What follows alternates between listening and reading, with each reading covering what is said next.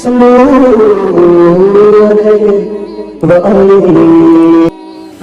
لله رب العالمين والعاقبة للمتقين والصلاة والسلام على سيد المرسلين وخاتم النبيين وعلى آله وصحبه أجمعين أما بعد السلام علیکم ورحمۃ اللہ وبرکاتہ۔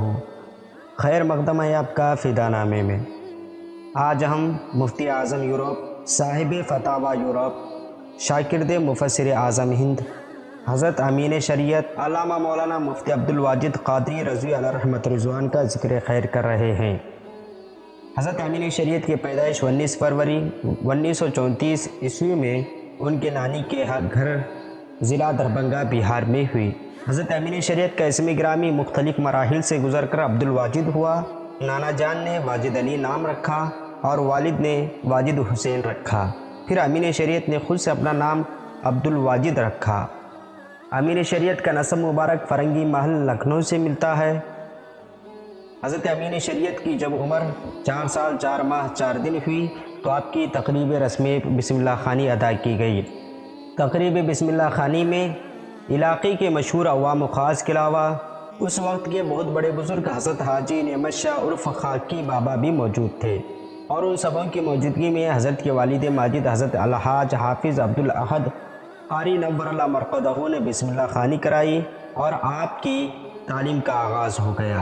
حضرت امین شریعت کے ابتدائی اساتذہ میں حضرت کے والد ماجد اور ان کے علاوہ مولوی محمد ادریس دھوگری، مولوی عزیز الرحمن نمرولی، ماسٹر عبدالمجید وغیرہ شامل ہیں، جن سے قاعدہ بغدادی سے ختم قرآن تک اور اردو کے قاعدے سے اردو کی چوتھی تک، پھر فارسی کی پہلی آمد نامہ، قصد الصیغہ اور ابتدائی تاریخ و جغرافیہ اور حساب وغیرہ مذکورہ اساتذہ سے پڑھا۔ پرائمری مکتب چہونٹا کے بعد 8 سال کی عمر میں مڈل اسکول کمتول میں داخلہ لیا، جہاں 5ویں درجے تک پڑھنے کے بعد دینی تعلیم حاصل کرنے کی غرض سے دوسرے صوبوں کا سفر شروع کیا۔ کمتول مڈل اسکول کے دوران تعلیم حضور حجت الاسلام مولانا شاہ حامد رضا خان ابن اعلیٰ حضرت امام اہل سنت رحمہ اللہ علیہ کے قدم بوسی کا شرف بھی حاصل ہوا۔ حضرت والا اپنے شاگرد مولانا عبدالحفیظ صاحب منظری کے آبائی وطن رختوز کی واپسی میں کمتول بازار میں قیام پذیر ہوئے، پھر جمعہ کی نماز ادا فرمانے کے لیے چہونٹا مسجد میں تشریف لائے۔ جب امین شریعت کمتول کے مڈل اسکول میں درجہ پنجم کے طالب علم تھے، اس وقت ملک گیر پیمانے پر انگریزوں کے خلاف جنگی مہم میں سارے ہندوستانی مصروف تھے۔ ان میں سے ایک آپ کی بھی ذاتی گرامی ہے، اگرچہ اس وقت آپ کی عمر بہت کم تھی لیکن حوصلہ کسی بڑے سے بھی کم نہ تھا۔ پھر انہی ایام میں انگریز بھگاؤ آندولن میں بھی آپ نے اسٹوڈنٹ یونین کا ساتھ دیا اور جنگ آزادی میں بڑھ چڑھ کر حصہ لیا۔ حضرت امین شریعت نے سب سے پہلا تعلیمی سفر اپنے عزیز ساتھی حافظ محمد عباس نجمی مرحوم کے ہمراہ الہ آباد ہوتے ہوئے فتح پور تک کا کیا۔ وہاں مدرسہ اسلامیہ میں داخلہ لیا، جس کے تمام مدرسین سوائے درجہ حفظ کے دیوبندی تھے۔ حافظ عباس صاحب چونکہ شعبہ حفظ میں تھے، چنانچہ انہوں نے حضرت کا نام بھی درجہ حفظ میں لکھوا دیا۔ وہاں 1 سال چند مہینے میں 9 پارے یاد کیے، اور وہاں کے ناگزیر حالات کو دیکھتے ہوئے حضرت نے مدرسہ اسلامیہ فتح پور سے الہ آباد روانہ ہونے کا عزم کیا، اور الہ آباد میں مدرسہ سبحانیہ میں درجہ حفظ میں داخلہ لیا، جس کے مدرس حافظ محمد شفیع صاحب تھے۔ درجہ قرأت کے مدرس قاری حضرت مولانا محب الدین صاحب تھے، جن کے درجے میں مشاقی کے لیے جاتے رہے۔ حافظ محمد شفیع صاحب کی پیرانی سالی کی وجہ سے درجہ حفظ کا نظام درہم برہم ہو گیا۔ حضرت مجاہد ملت مولانا شاہ حبیب الرحمن صاحب علیہ الرحمہ نے بھی مدرسے کو خیر آباد کہہ دیا اور مسجد اعظم دریاباد کو آباد کیا، جہاں جامعہ حبیبیہ کے نام سے درسگاہ کی بھی ابتدا ہو گئی۔ بہت سارے طلباء مدرسہ سبحانیہ سے جامعہ حبیبیہ منتقل ہو گئے، مگر آپ نے مدرسہ سبحانیہ میں درجہ حفظ کو چھوڑ کر درجہ نظامیہ میں داخلہ لیا، جہاں حضرت علامہ حکیم نظام الدین صاحب حبیبی، مولانا نعیم الدین بہاری، مولانا عبدالرب صاحب حبیبی اور علامہ مشتاق احمد نظامی وغیرہ تدریسی خدمات انجام دے رہے تھے۔ امین شریعت نے میزان منشف سے لے کر کافیہ، علم الصیغہ اور قدوری تک انہی اساتذہ کے زیر شفقت پڑھا۔ پھر آپ مدرسہ فاروقیہ بنارس آئے، جہاں مولانا عبدالرشید چھراوی، مولانا باقر علی گیاوی، وغیرہ کے زیر سایہ اچھی تعلیم و تربیت حاصل کرتے رہے۔ منشی کامل کے امتحانات الہ آباد بورڈ سے دیا، پھر مدرسہ اسلامیہ میں داخلہ لیا۔ وہاں حضرت کی تعلیم دور حدیث تک ہوتی رہی، یہاں تک کہ دستار بندی کا موقع آ گیا۔ مدرسہ اسلامیہ دراصل دیوبندیوں کا ادارہ تھا، اور ظاہر سی بات ہے کہ اہل سنت کا یہ عظیم مجاہد دیوبندیوں کے مدرسے میں کیسے رہ سکتا۔ پھر آپ نے اس وقت ان لوگوں کے لیے ہدایت کی راہیں ہموار کرنے کی کوشش کی۔ مدرسہ اسلامیہ میں جلسے دستربندی کے موقع پر قاری طیب وغیرہ جیسے مردود آنے والے تھے، تو آپ نے ان تمامیوں کے حالات دیکھ کر ایک اشتہار علماء دیوبند کی نیرنگیاں ترتیب دیا، اور اس میں مطالبہ کیا کہ جن کے زبان آقا دو جہاں صلی اللہ علیہ وسلم کے گستاخی میں ملوث رہتی ہے، وہ آج کل کے مولویوں کی تعریف کرتے کرتے نہیں تکتی۔ بالآخر لمبا چوڑا ایک معاملہ پیش آیا۔ حضرت امین شریعت نے دیوبندی مدرسے کو چھوڑ کر شہر بنارس ہی میں کرائے کے مکان میں رہنے لگے۔ اتفاقاً انہی ایام میں منظر اسلام بریلی شریف کے شیخ الحدیث اعلیٰ حضرت امام احمد رضا علیہ رحمۃ رضوان کے صاحب سجادہ اور نبیر اکبر حضور مفسر اعظم ہند اور حضور محدث اعظم ہند سید محمد کچوچی علیہ رحمۃ رضوان کا بنارس آنا ہوا۔ جب ان بزرگوں کو حضرت کی جرات مندانہ کام کی خبر ملی تو انہوں نے حضرت کو بلایا اور خوب دعائیں دی۔ حضور محدث اعظم ہند نے فرمایا، واللہ میں آپ کی مثال آسمان والوں سے نیچے نہیں پاتا، جنہوں نے عظمت نبی کی خاطر عزازل کو ٹھکرا دیا، اور آپ نے عظمت مصطفیٰ کی خاطر اپنی دستار کو قربان کر دیا اور انہیں ٹھوکر مار دی۔ پھر حضور مفسر اعظم ہند نے اپنی جیب خاص سے 20 روپے نکالا اور فرمایا، اسے لیجئے اور پہلی فرصت میں آپ بریلی شریف پہنچ جائیے۔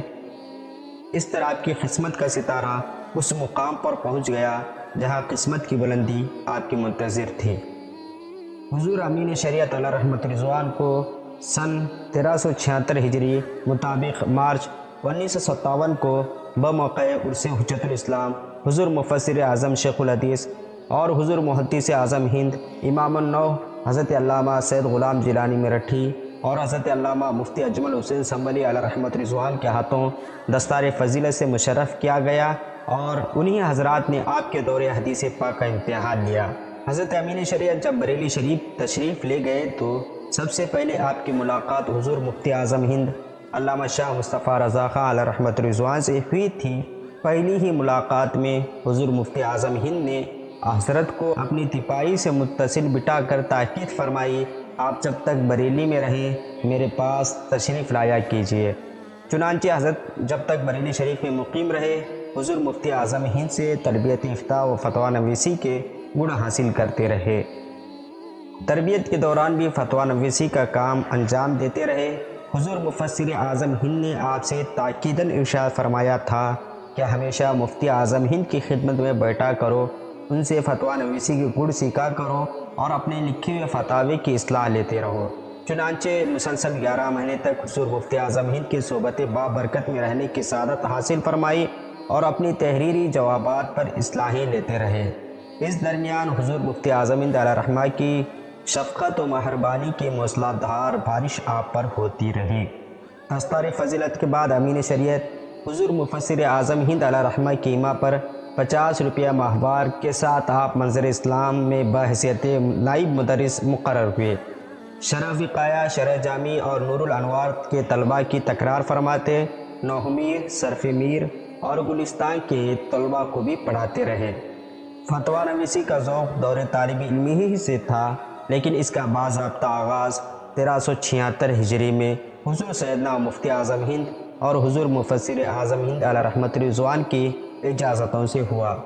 منظر اسلام میں تدریسی خدمات انجام دینے کے بعد حضور مفسر اعظم ہند کی ایما و رضامندی اور حضرت مولانا حافظ حمید الدین صاحب ناظم اعلیٰ مدرسہ رحمانیہ حامدیہ کی اسرار پیغام پر شوال المکرم 1376 ہجری مطابق 1957 میں مدرسہ رحمانیہ حامدیہ پوکھریرا ضلع سیتامڑھی سابق مظفرپور میں صدر المدرسین کے منصب علیٰ پر فائز ہوئے۔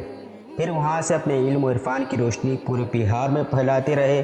اس طرح سینکڑوں تشنگان علوم دینیہ کو سیراب فرمایا۔ مدرسہ رحمانیہ حامدیہ میں کرسا پڑھانے اور افتاء نویسی کے بعد مختلف مدارس میں اپنے خدمات انجام دی۔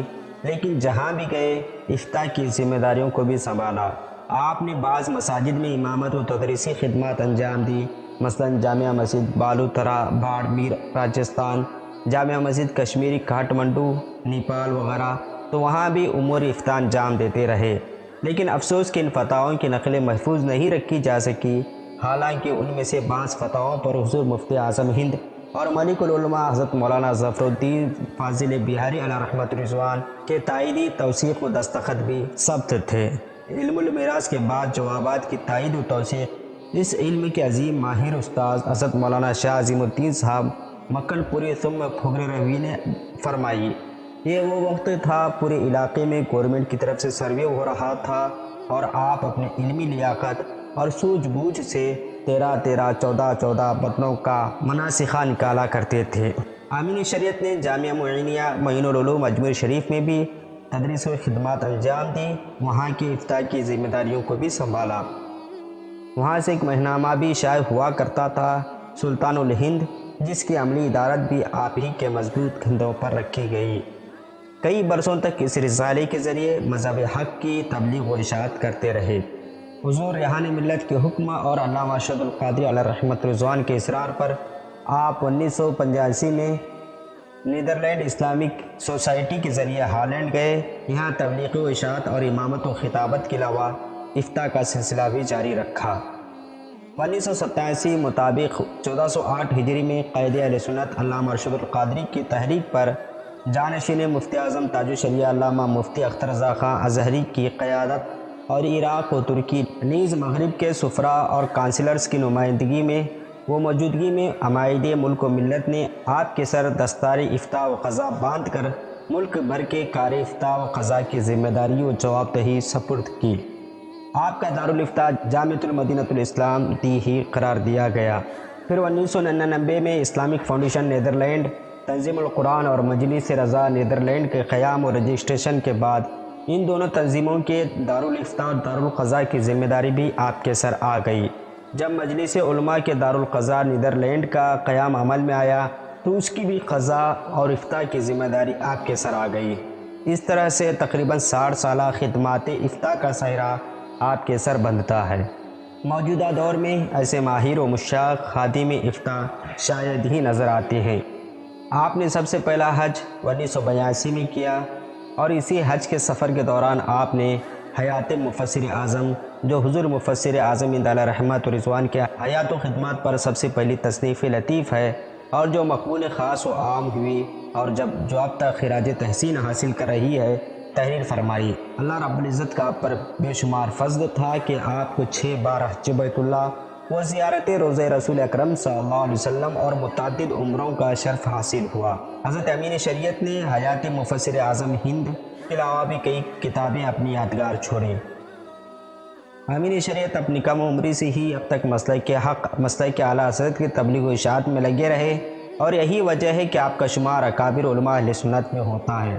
جب کبھی بھی مسلک اہل سنت کو کسی بھی بد مذہب سے نقصان پہنچتا ہے تو آپ شمشیر بے نیام نظر آتے رہے، جیسا کہ آپ کی تصانیف و تالیفات سے واضح ہوتا ہے۔ حیات مفسر اعظم کے علاوہ آپ نے قرآن تعلیم، قرآن علوم، ضیاء تصوف، فتاوی نویسی کے رہنما اصول، مکالمہ حق و باطل، مسائل حج و زیارت، کائنات آرزو، قادیانی دھرم، کتاب الدعوات، المعروف بقرآنی عملیات، حج و زیارت کی دعائیں، حج کے مسائل ما زیارات حرمین طیبین، غوث بنگالہ، سوانح غوث بنگالہ، حیات مفسر اعظم ہند، حیات مفسر اعظم، تعویذات سیفی، نقوش قادریہ، جبین امامت کا آخری سجدہ، فتاوی یورپ، فتاوی شریعہ، نیت نامہ کلاں، فتاوی واجدیہ، تمہید ایمان، قرآنی ترجموں کا تقابلی جائزہ وغیرہ جیسی کتابیں تصنیف فرمائی۔ یہ علم و فن کا روشن ستارہ 12 ذی القعدہ 1429 ہجری مطابق 26 جولائی 2018 کو غروب ہو گیا۔ آپ سے درخواست ہے کہ آپ ہماری اس ویڈیو کو لائک اور شیئر ضرور کریں۔ السلام علیکم۔